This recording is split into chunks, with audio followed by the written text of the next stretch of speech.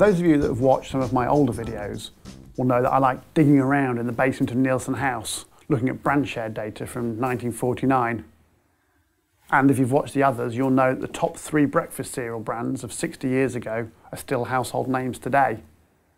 You'll also know that the best-selling shampoo brands of 1949 had all but disappeared by 1979.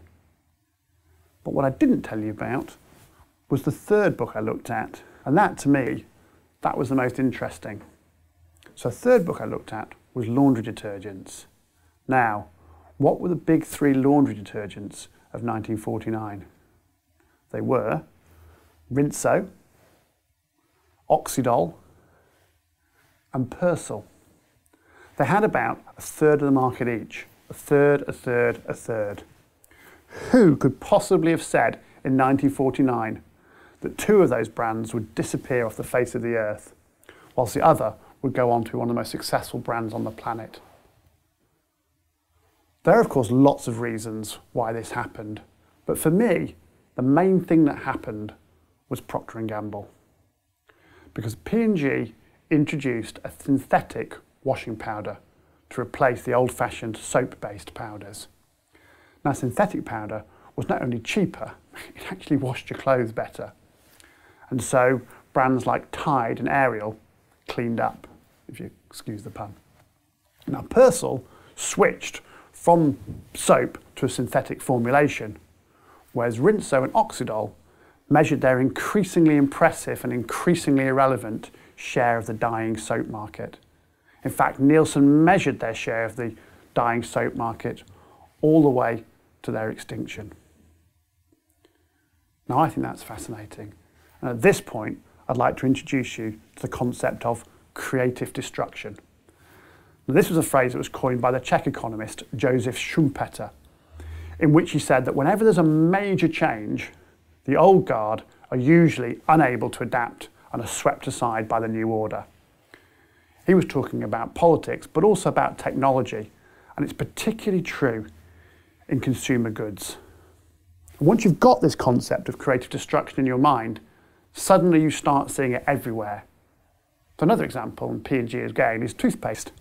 So historically, toothpaste had been cosmetic. It was about making your teeth whiter, your breath fresher. But it was P&G that introduced the concept of fluoride, and so created the idea that toothpaste could actually fight the decay in your mouth. And the brand Crest was launched with the support of the Dental Association. And then the market changed. In fact, it split between those offering a ring of protection and fighting decay and those that continue to offer only whitening. And Colgate, of course, is what happened. And there are loads of examples. Almost any category you look at. So back to fruit juice. Del Monte did not take the opportunity of new technology and move their brand into the chiller cabinet. Tropicana did. And at the time, Del Monte had 60% share of the fruit juice market, and now you can hardly find it. Instant coffee was invented in the 1930s as a result of the Depression, but it wasn't Lyons, who had a coffee house on every corner, that introduced instant coffee. This new technology was taken by an unheard of brand called Nescafe. When the market moved from washing your dishes by hand to using a dishwasher, it wasn't Fairy, the big dishwashing brand of the 1970s, but a completely new brand, Finish, that led the dishwasher market. Fairy are fighting back now, but it was a long time after the fact, and after Finish had taken the market. And why is it Listerine and not Colgate that cornered the mouthwash market? Why is it Carex and Radox and not Lifebuoy and Lux and Imperial Leather that won the day in liquid soap? Of course, in every case, the circumstances are important and the branding is important, but overall, when you look at it, whenever there's a little bit of new technology, the old guard struggle to adapt. It's very much still happening today. Look at the internet, a major technological breakthrough. And yet how many of the big internet sites had a significant bricks and mortar presence prior to the internet?